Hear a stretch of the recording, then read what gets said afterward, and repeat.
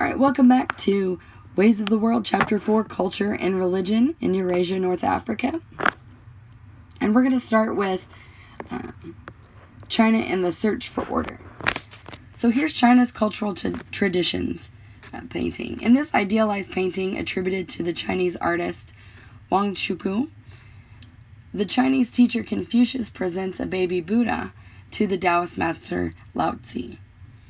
So what does this idealized painting tell historians about the interaction of belief systems in classical China?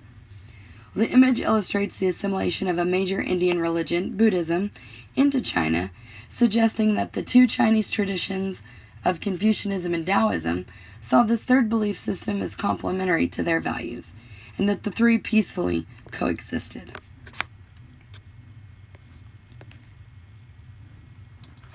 Okay, the legalist answer. Han Fei was a leading legalist philosopher.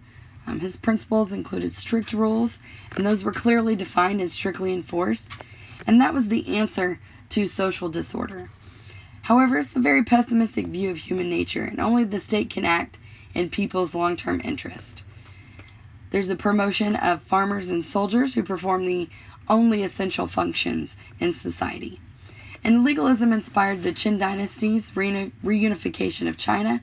However, it was discredited because of its brutality. The Confucian answer. Confucius, 551-479 BCE, was an educated, ambitious aristocrat. He spent much of his life looking for a political position to put his ideas into practice. And his ideas had enormous impact on China and the rest of East Asia. His teachings were collected by students, and these became known as the Analects. And this is an elaborate commentary on his ideas by those later scholars, and thus it created Confucianism as a body of thought. His main principle was that the moral example of superiors is the answer to social disorder. A society consisted of unequal relationships, and it was the duty of the superior member to be sincere and benevolent, and that would inspire deference and obedience from the inferior member. Now, humans have capacity for moral improvement, but education is the key to that. He advocated a broad liberal arts education, and this application of the liberal arts education was to solve government problems, and thus creating a need for rituals and ceremonies. And after legalism was discredited, Confucianism became the official ideology of the Chinese state. Now, the family became a model for political life, and the focus was filial piety, and that defined the role of women as being humble, serving their husbands.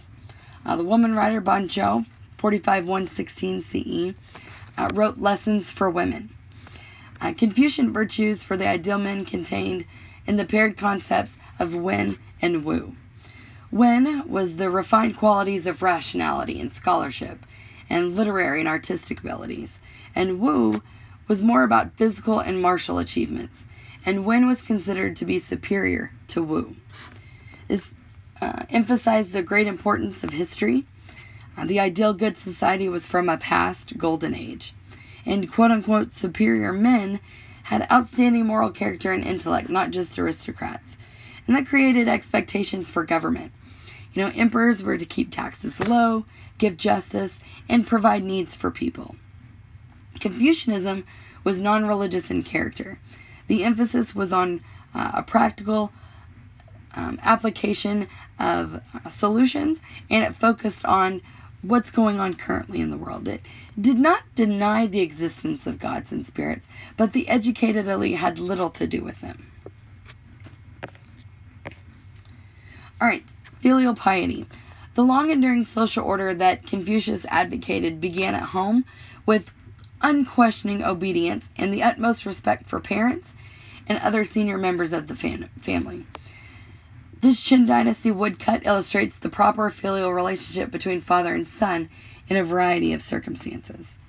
So how could this image have been used to educate students of Confucianism on filial piety? Well, the images provide effective means to inform those who lack the ability to read and a quicker means to inform those who do read. This image provides quick references or models for action for both fathers and sons on how to act respectfully according to the norms of filial piety in a variety of common situations. Alright, the Taoist answer. Associated with the legendary Lao Tzu, 6th century BCE, author of Tao Te Ching, The Way and Its Power. Taoism was in many ways the opposite of Confucianism. Education and striving for improvement were artificial and useless. Taoists urged withdrawal into the world of nature. And the central concept, Tao, was the way of nature, the underlying principle that governed all natural phenomena. And Taoism invited disengagement with public life. Now, the Taoist image of virtuous natural world had been lost to civilization. They yearned to connect with nature. It's about simple, self-sufficient living, limited government, total abandonment of education, and active in self-improvement. However, the family was still central, and there was a complementary and balance between the sexes rather than hierarchy. The elite Chinese often regarded Taoism as a complement to Confucianism, and Taoism became a very popular religion. It sought to tap the power of the Tao for religious purposes, magic, or the quest of immortality, and it provided the ideology of peasant rebellions, for example, the Yellow Turbans.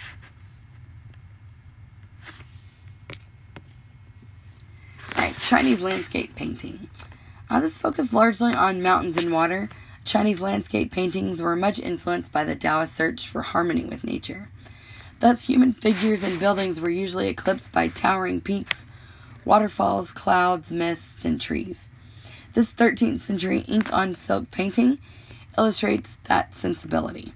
The poem at the top reads, quote, "Night rains cleanse the capital's suburban farms.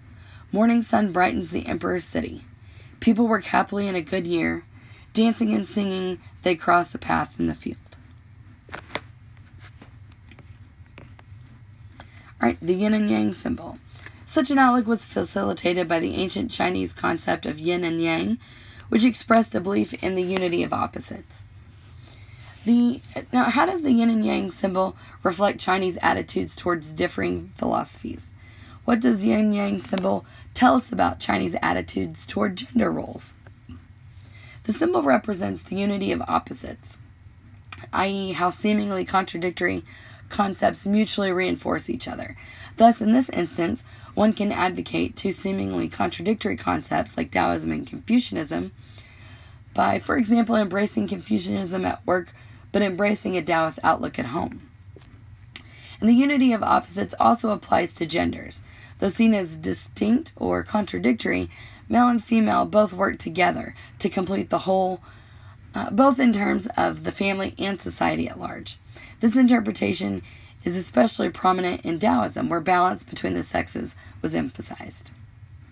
And that concludes China and the Search for Order. I will see you guys next time.